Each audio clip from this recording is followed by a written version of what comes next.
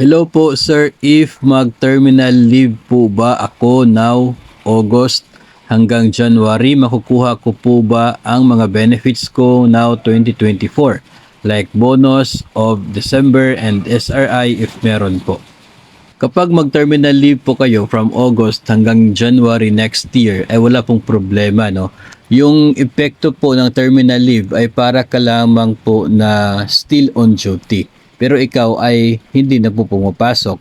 No, parang ganun lamang po. Nangyayari po yon kapag napakarami mo pang service credits at dapat mo siyang ubusin para sa kasalukuyang serbisyo mo bago ka magretiro, bago yung effectivity ng retirement mo. So hindi rin naman pwede na terminal leave kapag sa kalagitnaan pa, no? Kung months before your retirement. Ang ginagawa po dyan sa terminal leave, yung end ng terminal leave mo, yun din yung magsisilbing last day of service mo sa agency. So, kinabukasan po niyan, kapag tapos na yung leave mo, ay start na rin ng effectivity ng retirement.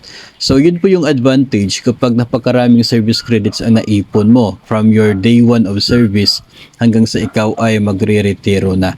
Wala pong negatibong epekto yan. Lahat po ng mid-year bonus, year-end bonus, PEI, cash gift, at maging SRI if meron po, no, kayo pa rin ay eligible kasi you are still considered to be in the service, no, at ikaw ay separated lamang the moment na mag-effect na yung retirement mo. So makukuha mo pa rin yung lahat ng mga benepisyo na supposedly ay tinatanggap din ng mga aktibo pa sa serbisyo at patuloy na nagtatrabaho everyday kahit ikaw ay nandun lang at nakahiga sa iyong bahay dahil ikaw ay on terminal leave.